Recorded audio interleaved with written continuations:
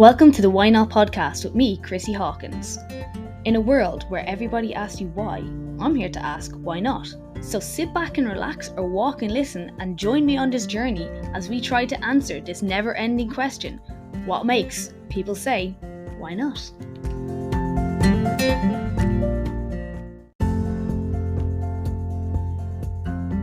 Hi guys, welcome back to Why Not. So we're going to talk about if you're having a vegan or vegetarian diet, some things that may make it easier, some things you need, and basically just talking about how you can do it and incorporate it into your life, and things may happen to your body that you don't know about as well.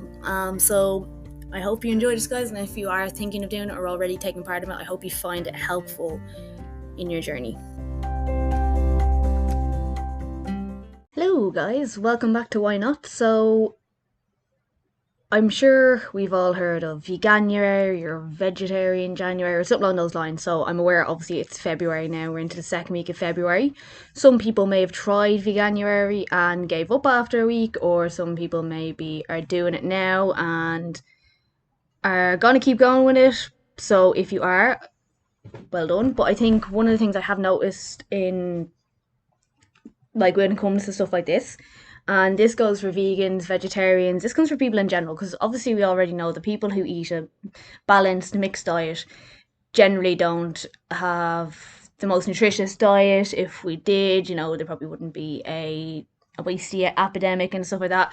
So when we go into the likes of any kind of, I'm gonna call it restrictive, but it's not necessarily restrictive type of diet, it's going to be even harder then to get the full nutritional profile unless you have experience in eating, like, a nutritional experience. So, like, for instance, if you are likely to go vegan or vegetarian, just eating salad all the time isn't going to be optimal for your body. But there's a lot of ways you can get in protein, and thankfully as well, there's a lot more alternatives around, like, corn or soy versions of things, and a lot more restaurants and stuff have like vegan or vegetarian options now, which is great. It's not just a side salad anymore. But when you take something out of your diet like that, like you're removing meat or you're removing dairy and all these things, you have to find a way of getting those nutrients that you are not getting from these foods into your diet some other way. So this is what I wanted to talk about. Is myself, like, I have done vegetarian January before, it ended up going to May, I think. Vegetarian January again. I have eaten meat products twice, and I'm not sorry about it, but still kind of eating a vegetarian diet mostly at the moment. And the other thing is obviously not going vegan because meat and cheese exist. Sorry, not meat and cheese. You're not eating meat. Eggs and cheese exist, and I ain't not getting them out of my diet.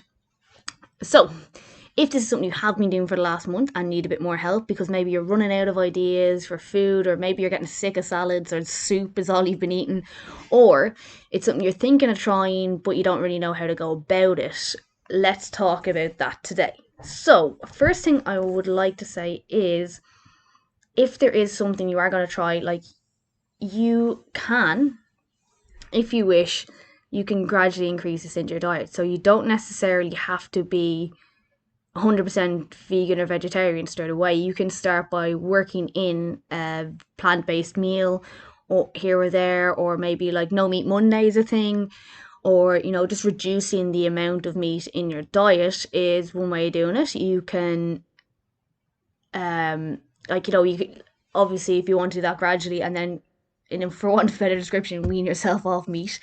Or you can go cold turkey, bad pun, and just go straight into going like no meat, and that works. It depends on the person which way works better for people, which is always completely up to you. Personally, we just kind of flipped a switch and went off it. That mightn't work for you. Another thing that you have to remember, if you are changing to a more plant-based diet, there's a lot more fibre in that diet. So if you are eating, like, say, predominantly plant-based, or going straight to predominantly plant-based, there's a few things to be ready for. you will be windy like bejesus for the first week or so, I think, with the extra fibre.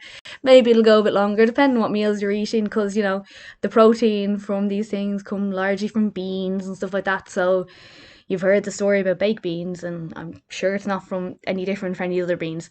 But that's one thing that'll happen. Another thing is you may find your system's moving a bit more, as in like more fibre. It's the best way of saying this. You might shit more often. There's no way of dancing around the subject. So having more fibre in diet helps that in general. So people who don't have low fibre maybe suffer from those kind of blocked up issues, whereas you might find it's got the opposite effect starting off, which is something to remind yourself as well. And by the way, the windiness, they will smell too. I'm just warning you in advance. Another thing I've noticed a few times is while my body's adjusting for the first week or so, maybe I'm hungry quite a bit. And I don't know what it is. I feel like the protein in meat is more satiating than the protein in vegetables. That could be just in my head. I could be completely talking out of my arse. So don't that not might not necessarily happen to you, but it's something that I've noticed. Which is just one thing to remember, and that will pass. Like, so, because we're like a month or so in now, eating predominantly vegetarian, and I say it's predominantly vegetarian. It is vegetarian. I said it's twice I've had meat, and it doesn't happen anymore. Like the meals fill me up, and also like it's okay, not okay, but it's easier, I suppose, to bulk out a meal with vegetables because they have a lower calorie content than meat would. So if you do add a load of extra to fill you up, you're going to be taking on less calories. Um, so that's just one thing just to be mindful of if you are planning on trying this out. These are things your body will go through for the first week or so, but it will pass, and you may need to, if you're in the office, carry around an air freshener with you. But no, it won't be that bad. It might be that bad. It won't be that bad. Anyway, another thing you need to do as well, I think, is plan your meals, especially if you're someone who, say for instance, one thing that I found is nearly impossible to with lunches and sandwiches, like you're kind of having cheese sandwiches or you're having, that's about it really, because I don't know about other people, maybe some people like the corn fake ham slice or fake chicken slices, but for me, not into them, don't really like them. So, and I love a good ham sandwich, so it just makes it a little bit harder when you are planning lunches. So if you can make batch meals where you can bring in a bit extra the next day to work, if you're someone who goes out, like obviously if you're in town, there's a lot more vegan and vegetarian type restaurants about now, or places with vegetarian options. They may be a little bit more expensive, so that's why it might be a little bit easier to make a bigger batch of, say, if you're making a big chili, you got to bring some in with you and reheat it in work, or bring things that are easy to make. Like, I suppose one of my lazy go-tos is protein. Like, I could eat that any time of the day. It's just a scoop of protein and a obviously some oats, and they work really well. Or if, as I said, if there's a local place that you like going to, you just get the vegetarian or vegan option. But just remember what you have, and kind of one of the reasons you need to plan is when it comes to the protein, getting your protein in from plant-based sources. You like when it comes to meat, so meat is complete protein. That means all the essential amino acids that you need for growth and repair in your muscles and general bodily function as well, not just like for training. I'm talking about life. Protein is in charge of that. If you have a piece of chicken or a piece of steak, they have all the amino acids you need, whereas very few plant-based proteins do. So maybe soy does, and I think tempeh does. But when it comes to other ones, you have to mix a few. So you might need a couple of types of beans, or you might need to put like um lentils with something else, and to get that full amino profile, to make sure you're getting as nutritious as possible. So if you are not planning your food, you could be leaving yourself protein short. And as I said, that's not just important for training, it's important for your whole body function, because protein is in charge of growth, repair in all cells of our body. And obviously you need that to keep you going. And without planning your meals, you might end up just eating something that, say, for instance, is very carb heavy, or something that is just like, toast. There's very little protein in that for you. So you'd be more hungry, and then you'd eat more carbs. It's a kind of cycle thing. but we want to try and, as I said, the protein's also satiating, so it makes you feel fuller. So you want to try and make sure you're getting as good of a protein amino profile as you can with each meal. That's why planning comes a little bit more. So it's a little bit harder when you are vegan or vegetarian than if you were an omnivore and you eat a bit of everything. It's a lot easier to get your full nutritional profile. But as I said, a little bit of planning goes a long way, and it's a lot. It's not too hard. It just needs a bit more work. Um, Another thing as well is I think don't do this just because you think you're going to lose weight because of it. So I think that's what a lot of people do. I've heard so many people, like, there was, some people going vegan and they talk about how great they feel and how much weight they're losing and all this stuff. And the thing about that is, and this happens with like any diet, like you'll hear this with a lot of different diets, like you could get this exact result with keto, with Weight Watchers, with what's that other one, Slimming World. And the thing about the reason you feel better a lot of the time is you have cut out a lot of like the processed kind of foods, and now you're eating more fresh food, getting more nutrients, and that's why you feel better. And because of that, you'll probably be more active, and as a knock-on effect, then you start to lose weight. It's not the diet, it's the actual change in eating more nutrients. Like that with keto, you're probably not eating cakes and stuff anymore, but you're focused on eating more veg and you're getting more, like, micronutrients, your vitamins and stuff in. Same thing, like, Slimming World, say for instance, I know they are big on you making your own sauces. Again, you're putting more fresh stuff into a sauce instead of something that comes out of a jar. And these are why you feel better, because you're eating more fresh food as opposed to processed food. And because of that, you naturally are going to feel better. So it's not the diet, it's the fact that you are now eating more nutritious food. So with that, vegan or vegetarian is not a way to lose weight. Say for instance, some of the best protein sources are also in these diets are also quite high fat. So if you are still eating in a calorie surplus, you're not going to lose weight. So you have to think about that too. Now, obviously, if you're just eating salad and having no protein, you are going to lose a lot of weight, but you're also going to lose a lot of muscle, and you're also going to feel like shite. So it's kind of swings and roundabouts. You want, if you are looking for weight loss, gradually just changing little things in your diet will go just as far for you as completely cutting out meat and stuff from your diet. So a lot of the time, it's not a case of you have to stop eating meat, but maybe get leaner cuts, or instead of getting pre-made meals, make your own meals, batch cook meals. These things will make way more of a difference to you, while still feeling good, and you know feeling better about yourself and being more energetic. Just eating enough food for us makes a huge difference. And it's not a magic pill of, oh, I did this diet and it's perfect and it's fixed everything. It's a case of getting a nice balanced diet, nutrient rich, and then your body feeling full and energized and better. Better way of describing that. But anyway, and another thing as well you have to remember, especially for vegans, is there are some things that you can only get from meat. Humans are built to be omnivores. It doesn't matter what people say, they can tell you whatever version they want, but at the end of the day, we are built to be omnivores, and that means that we need an array of different types of food to get all the nutrients and micronutrients. So our micronutrients are the likes of our vitamins, our minerals that we get from food as well. Our macronutrients are our protein, carbs, fats, fibre, and water that we have large quantities in, and our micronutrients we have small ones. So our vitamins, our minerals. If you are vegan, you have to take a vitamin B supplement. There's no two ways about this. The reason being is because you cannot get vitamin B unless things are fortified, but you cannot get vitamin B from plant-based sources. It comes from animal-based sources. So if you're vegetarian and you're still having dairy, and if you're having eggs, you can still get vitamin B, but I would still advise taking a supplement on it, because it can be harder to like. So basically, bioavailability is how easy your body digests it and used it.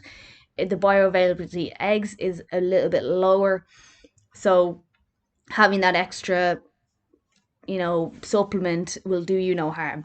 And the reason this is so important as well is vitamin B is very important, especially B12, for the production of energy in our system. So if you do not have sufficient vitamin B, you are going to feel lethargic, you're going to feel tired, you're going to feel low energy. And especially with B12, like some people, they have struggled with B12. They have to get injections for it. And by the time you realize you're vitamin B deficient, your levels are very, very low. And it can be like really, really like detrimental to your health. Okay. And another thing about vitamin B is it is also water soluble. So the likes of A, E, D, and K are all fat soluble. So you can end up building up stores of these in your fat cells in your body. Great, there's extra there in case you need it. But C and B are water soluble. So basically, you can pee them out. You sweat, you're going to lose them. They will not stay in your body. So you need to be kind of almost topping them up every day to make sure that those levels stay at a safe level. And that is why, if you're a vegan, it's incredibly important that have you supplement with your vitamin B. And if you're vegetarian, you should probably do it too. There's plenty of other different things that I cannot fully remember that you cannot get from meat. Like if you Google it, you look it up. My sister as well, Fig Nutrition, she had a post on this. Now it was a couple of years ago, around the time of veganuary, but explained all the different things that you can end up lacking in if you are vegan. So these things are really important to stay on top of because it will affect your quality of life. It will affect how your body functions. And it's all well and good saying, yeah, it's fine now. But when it hits you, it hits you. And you don't want to get to that point. You want to be able to keep that as far away from as possible. But basically, the point is, if you stay on top of these things, there is no reason why you can't live vegan or vegetarian lifestyle. Also, with the cost of living right now, obviously, if you're buying all the supplementy stuff, it's going to be quite expensive. If, as in, not supplementy stuff, because you can get like obviously cheap vitamins and stuff in Boot. I'm talking about the likes of what's it called? Sorry, the fake sausages and the fake chicken, and some of them can work out quite expensive, depending on what they are. I think some of the corn stuff is cheap enough, but like it's not great.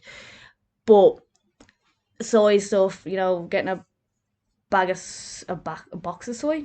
I know they're kind of coming in a box or wrapped. Anyway, you know that is relatively cheap. You can make a couple of dinners off it, depending on how much you eat. Vegetables, tinned beans, all will last you for ages. You can make multiple meals with them. Again, you can do a big batch with a couple of tins of beans. It does make things a little bit cheaper because obviously the price of meat has been going up quite a bit. So if you are looking to save money, adding a few extra plant-based meals into your diet will do no harm. That's the kind of thing I'm talking about. If it is something you want to do, if it's something you've no interest in, absolutely fine as well. Because some people don't want to do it, and I wouldn't uh, pontificate go either way. And sometimes, even if you are eating plant based, sometimes you might just want a steak or some chicken. And I find every so often I dream of red meat, but I'm messing.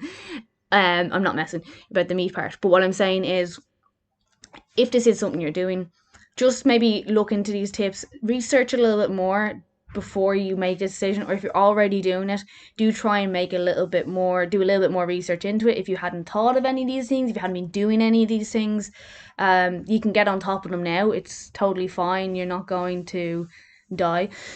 But yeah, try and focus on making sure you are keeping like that protein intake up, and anything like vitamin B in particular and other stuff you need to supplement in. Make sure you get them in. As I said, you can get them cheap enough from Boots. If you want to buy a more expensive one, there are better ones or better quality ones out there. If you don't have that option, you can get like obviously the cheaper ones. And the way I look at it is it's better than nothing. And if you can help yourself as much as you can, I think you should do it. So, with that, guys, I am going to leave you. I hope you found this helpful. I hope anyone who has done veganuary enjoyed it. Anyone planning on doing it, not veganuary, but I can't think of anything for February.